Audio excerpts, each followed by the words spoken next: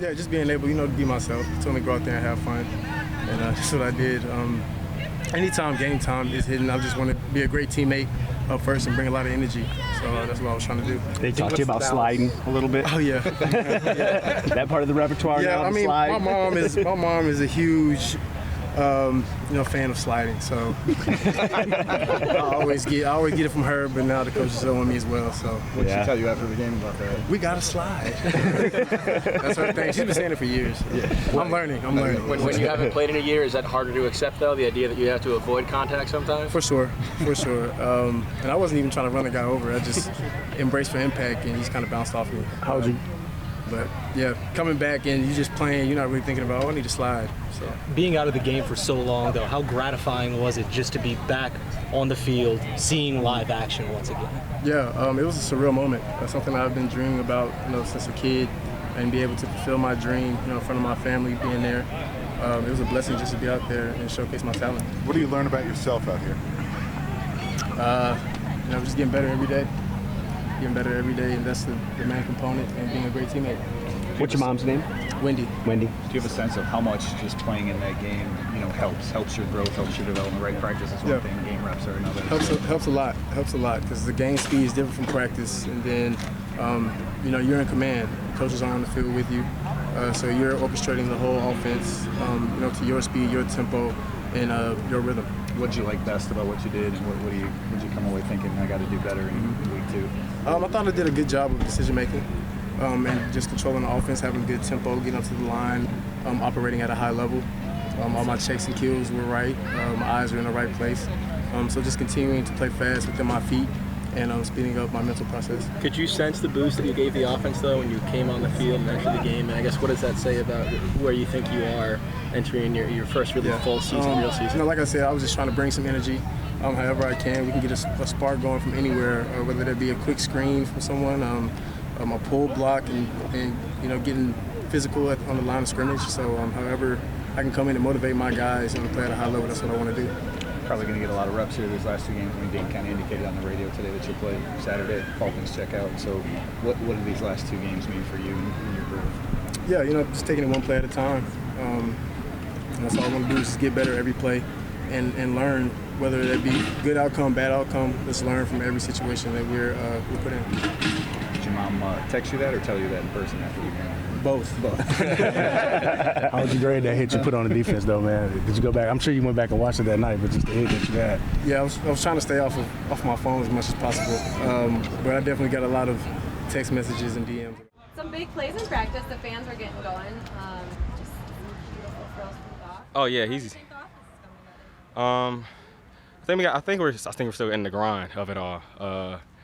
Just make sure we continue to grow, continue to elevate, continue to ascend, because there's still a lot to work on out there. So just trying to stack those plays, stack those days, and I think the thing you're looking forward to is, man, you got to be. It's a race to get better and get better faster. Then get better faster from who you're playing against. So I think we just have that in the back of our heads. You started talking about Doc. I cut you off a little bit. What were you going to say about him, or what's your thoughts on Oh, he's just I've been saying the same thing about Jared, and I'll say it's reminiscent of 2021. I can't beat him in the building, and I can't beat him out the building. So I think he just continues to show the effort that he put in, and it's just continuing to snowball. So no shortage of hard work coming from his room. So, yeah. So what time do you arrive in the morning, and what time do you leave? Did he beat you on?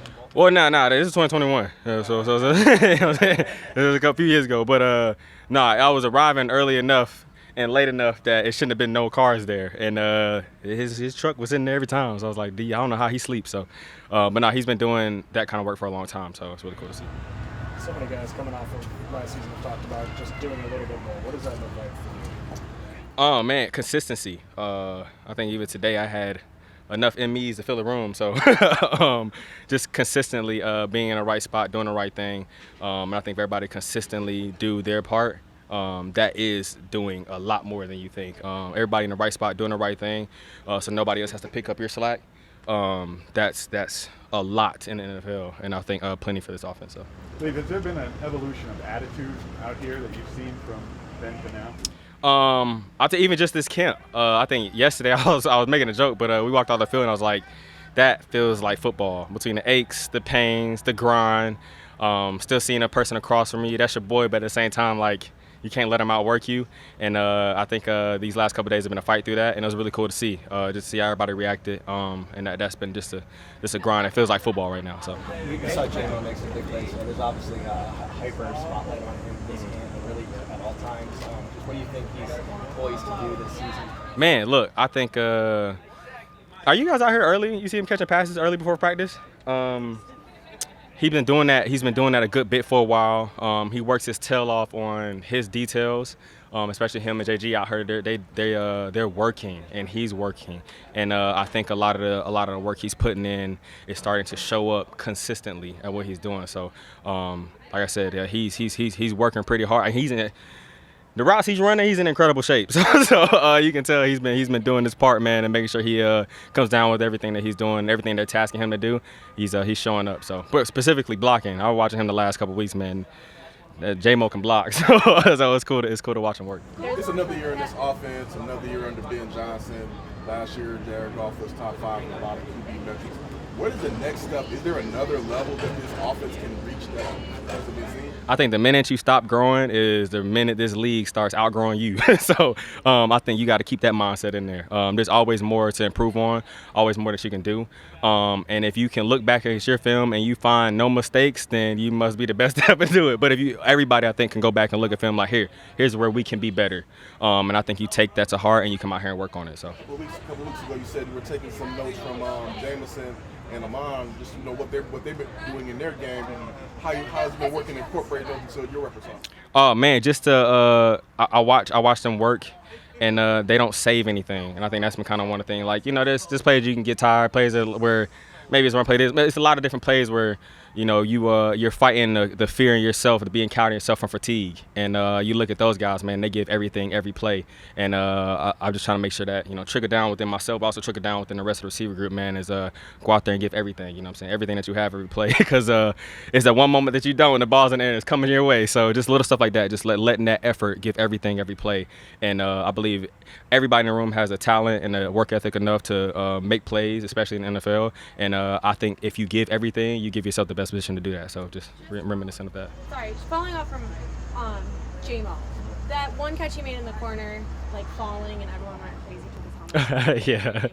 He made it through like 50 people, and he was still slapping high fives. Is that more of him loving football and just loving the moment, or is there like a sense of relief that the work he's putting in is clicking? I think everything goes back to the work, because that's not his first time running that route. We actually ran that route like 4 or 5 times last week, and he repped it, and they repped it again, and they repped it again, and they repped it again. So it's not a matter of that's his first time catching it. He's put the work in for that route, and so when the ball's in the air, it's almost like, oh yeah, this is the one we worked.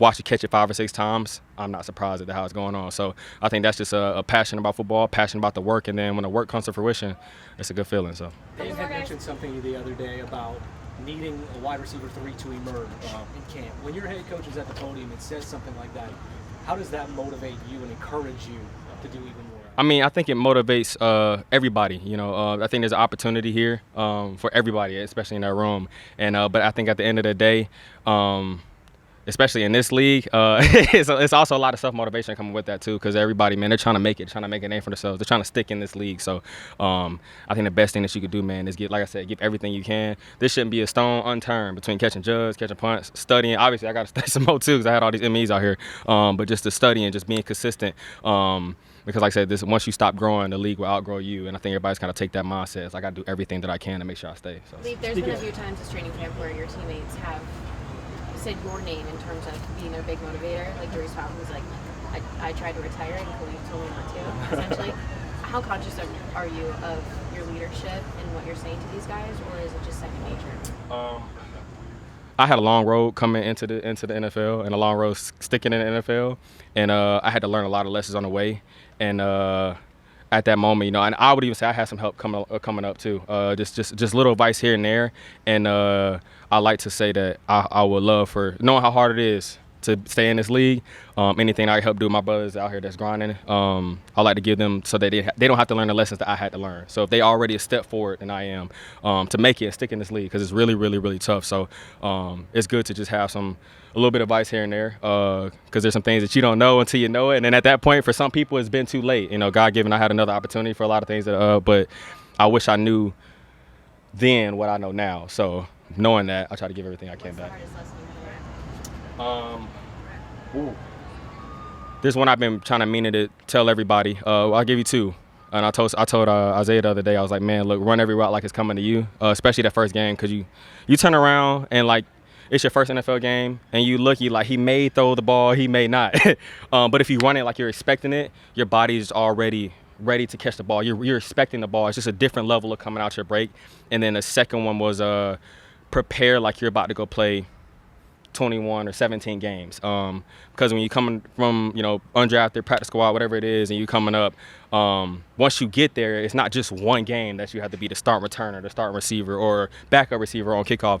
You have to do that for 17, possibly 21 games straight. So you have to train with that mindset. Expect every rep out here in 2 minutes. If I'm not in, I try to mentally be in the moment as if I am, because if anything does happen, you're stuck out there, you don't want to be shocked. Like, oh, I wish I had prepared for this. So prepare to play 21 games, and when you're out there, you're going to be already mentally ready for it, even if you hadn't got the reps. So just keeping that in there. Great, good work.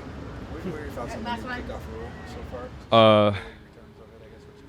I think it's a great opportunity. I think it changes the game completely. I said this before, but those last 30 seconds, normally you just kind of kick out the back of the end zone, let the offense go to work. But if you keep that in bounds, it adds a level of dynamic where 30 seconds you can start on the opposite side of the 40. I mean, it changes the game for the last 2 minutes of the game, and it adds a new element. Returners are getting the balls in their hands, so it adds a lot of opportunity out here for a lot of guys.